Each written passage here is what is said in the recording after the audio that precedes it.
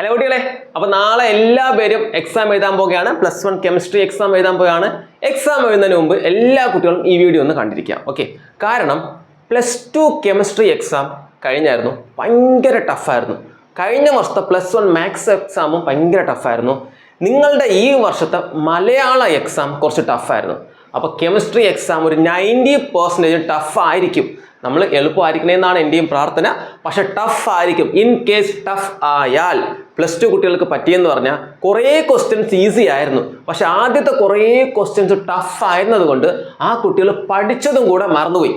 അപ്പം നിങ്ങൾ അങ്ങനെ ഏതെങ്കിലും ക്വസ്റ്റ്യൻസ് ടഫ് ആയാൽ പഠിച്ചത് എങ്ങനെ മറക്കാതിരിക്കണം എന്നുള്ള കാര്യമാണ് പറഞ്ഞാൽ പോകുന്നത്. ഓക്കെ, നിങ്ങൾ ഒരു കാര്യം മനസ്സിൽ വിചാരിക്കുക, എക്സാം ടഫ് ആകുകയാണെങ്കിൽ നിങ്ങൾക്ക് മാത്രമല്ല എല്ലാവർക്കും ടഫ് ആകും. അയ്യോ എനിക്ക് മാർക്ക് കുറഞ്ഞേ, എനിക്ക് ഫുൾ മാർക്ക് പോയി, എനിക്ക് A+ പോയി, അങ്ങനെ ആരും വിഷമിക്കരുത്. എക്സാം ടഫായ വാല്യുവേഷൻ ഓൾമോസ്റ്റ് ലിബറൽ ആകും. First case.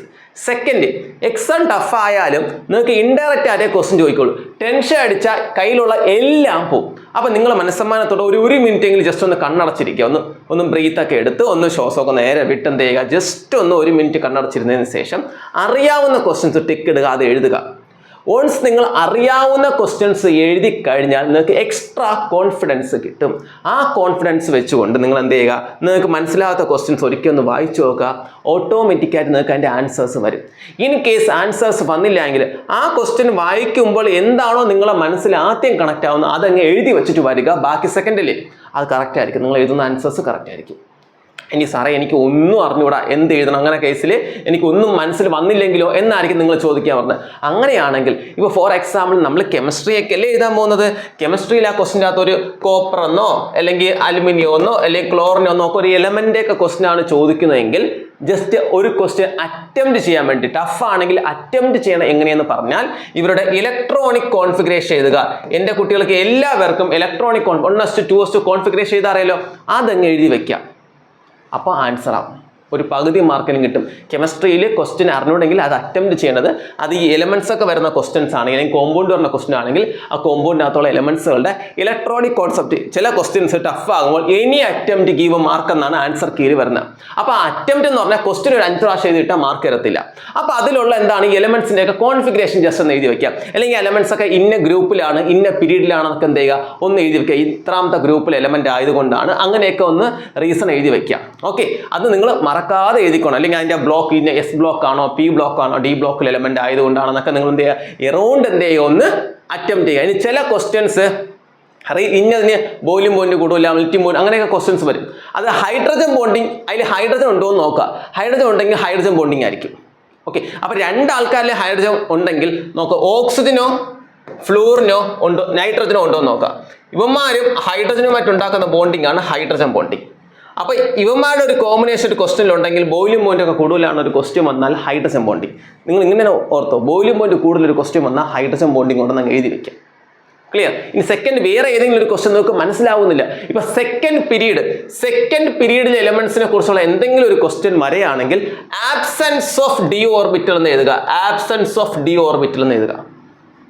സെക്കൻഡ് പീരീഡിൽ എലമെന്റ് ബാക്കി ഏതെങ്കിലും പീരീഡിൽ എലമെന്റ്സ് ഒരു കമ്പാരിസൺ തന്നെ. എല്ലാ ഗ്രൂപ്പിലെയും ആദ്യത്തെ എലമെന്റ്സിന്റെ ഒരു പ്രത്യേകത ഉണ്ട്, അവന്മാർക്ക് ഡി ഓർബിറ്റൽ ഇല്ല. അപ്പൊ ആദ്യത്തെ ആ എല്ലാ ഗ്രൂപ്പിന്റെ ആദ്യത്തെ എലമെന്റ്സ് ബാക്കിയുള്ള ആൾക്കാരുമായിട്ട് എന്തെങ്കിലും ഡിഫറൻസ് കാണിക്കുന്നു എന്നൊക്കെ ക്വസ്റ്റ്യൻ വന്ന ആബ്സെൻസ് ഓഫ് ഡി ഓർബിറ്റൽ എന്ന് എഴുതി വെക്കുക. ക്ലിയർ? ഇങ്ങനെ ചെറിയ ഒരു അറ്റംപ്റ്റ് പഠിച്ചു വയ്ക്കുക. ആബ്സെൻസ് ഓഫ് ഡി ഓർബിറ്റൽ, അല്ലെങ്കിൽ അവന്മാരുടെ ഗ്രൂപ്പ് എഴുതി കൊടുക്കുക, പീരീഡ് എഴുതി കൊടുക്കുക, ഇലക്ട്രോണിക് കോൺഫിഗറേഷൻ എഴുതി കൊടുക്കുക.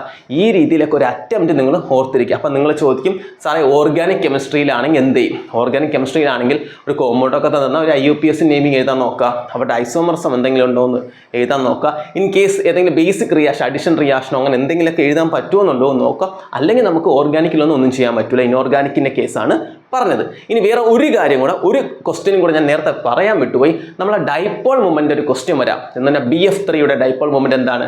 0 ആണ്. പിന്നെ NH3യുടെ ഡൈപോൾ മൊമെന്റ് NF3യെക്കാളും ഡൈപോൾ മൊമെന്റ് ഓഫ് ഏതാണ്? NH3 is greater than that of NF3 എന്ന് പറഞ്ഞ ഒരു ക്വസ്റ്റ്യൻ ഉണ്ട്. അത് നിങ്ങൾക്ക് എക്സാമിന് ചോദിക്കാം. അങ്ങനെ ഡൈപോൾ മൊമെന്റ് ഒരു ക്വസ്റ്റ്യൻ ഉണ്ട്, അത് എക്സാമിന് ഇമ്പോർട്ടൻ്റ് ആണ്. അതെന്ത് ചെയ്യുക, പഠിച്ചു വയ്ക്കുക കേട്ടോ. ഡൈപോൾ മൊമെന്റ് ക്വസ്റ്റ്യൻ ഓർത്തിരിക്കണേ, മറന്നു പോരുത്. പിന്നെ നമ്മൾ എന്താണ് ഈ കാര്യങ്ങൾ. അപ്പോൾ നിങ്ങൾ എന്തെങ്കിലും ഒരു അറ്റംപ്റ്റ് കൊണ്ടുവരാൻ ശ്രമിക്കുക.